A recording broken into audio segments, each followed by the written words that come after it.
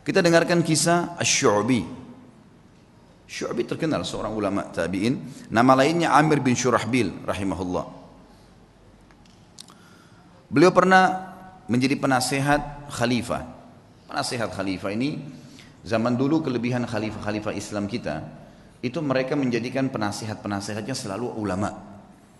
Sehingga memang terkontrol terus, terawasi. Ini boleh nggak? Nggak boleh. Ini boleh nggak? Boleh. Kita lihat kalau kisah sukses pemimpin kita selalu di sebelahnya ada alim ulama. Kalau yang jauh dari ulama pasti udah kacau semua tuh, gitu kan.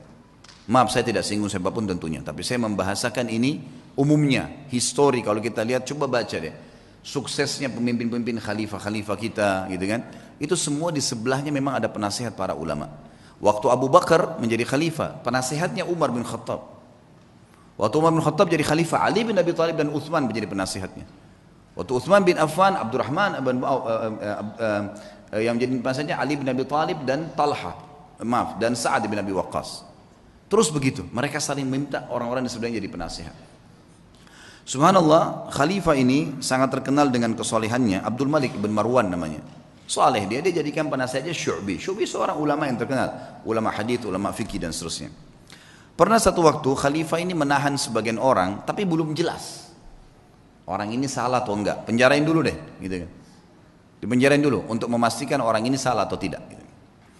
Maka beliau di sebelah khalifah tidak tinggal diam, langsung menasihatin mengatakan, ya Amiral Mu'minin, wahai pemimpin orang-orang yang beriman, in kunta habastahum bil batil, kalau anda menahan mereka dengan batil, nggak benar nih, fal haqqu yukhrijuhum, pasti kebenaran akan mengeluarkan mereka. Wa in kunta habastahum bil haqq fal af'u yas'auhum, kalaupun anda menahan mereka karena mereka salah, maka Allah lebih memuji sifat memaafkan.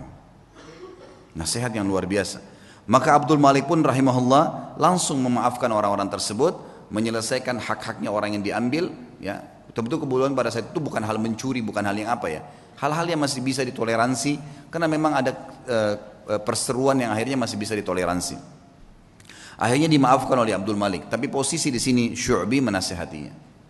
Pernah satu waktu Syu'bi ini diutus oleh Abdul Malik bin Marwan menuju ke Kaisar Romawi. Kisah yang kedua tentunya. Pada saat dia pergi ke Kaisar Romawi, teman-teman sekalian, pas tiba di sana, Kaisar Romawi heran dengan kecerdasan Syu'bi. Dengan 2 hari di sana Romawi, dia sudah bisa tahu berapa jumlah kamar, bangunan ini dari apa komposisinya, tamannya seluas apa. Banyak hal yang aneh-aneh yang ditahu oleh Syu'bi dalam 2 hari di istananya gitu. Lalu dia kagum dengan kecerdasannya. Maka dia ingin buat kekacauan nih. Dia kirim surat. Surat ini dia bilang kepada Syu'bi, wahai Syu'bi, kasih ini kepada khalifahmu. Jangan buka, kasih ke dia. Dia bilang baiklah. Syu'bi menjaga amanah, dikasih kepada Amir Mu'minin Abdul Malik. Lalu waktu dibuka tulisannya begini. Dari Kaisar Romawi kepada yang terhormat Raja Muslim Abdul Malik bin Marwan. Saya melihat bahwasanya orang yang sedang kamu utus ini sangat cerdas, dan kayaknya dia yang paling layak menjadi khalifah, gitu. Bahasa begitu. Lalu Abdul Malik ini menutup surat lalu mengatakan kepada Syu'bi, apa kau tahu apa yang terjadi? Surat ini apa isinya? Dia bilang, demi Allah tidak, wahai Amir Mu'minin. Amanahnya adalah titipin surat ini kasih ke Amir Mu'minin. Kira-kira kalau kita tahu isi suratnya seperti itu, masa kita mau kasih ke khalifah, gitu ya? Kalau secara akalnya memang dia nggak buka, apa adanya. Dan orang yakin kepada Allah Subhanahu Wa Taala. Sehebat apapun tipu daya yang dibuat oleh manusia, wa makaru wa makarallah wallahu khairul makirin. Mereka mengatur tipu daya dan Allah juga mengatur tipu daya, dan Allah sebaik-baik pengatur strategi tipu daya. Mau kemana dia muter-muter? Mau kemana dia buat data-data palsu, surat-suratnya sampai kemana gitu. Ya. Toh kapasitas perutnya cuma makan 2 piring, tempat tidurnya cuma 1 kali 2 meter, dan pada saat mati cuma membawa kain kafan. Mau dibawa kemana tuh mobil yang dibeli dari uang haram, tas-tas bermerek, dompetnya, makanan-makanan mewah yang dia makan akhirnya jadi kotoran dan jadi penyakit buat dia. Kebodohan, karena tidak faham. Ringkas cerita adalah, kata Syu'bi, demi Allah saya tidak tahu, Amir Mu'minin.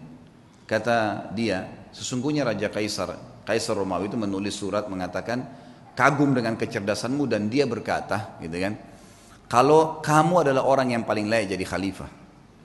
Kata Syu'bi, demi Allah yang bermukminin, karena dia belum kenal Anda.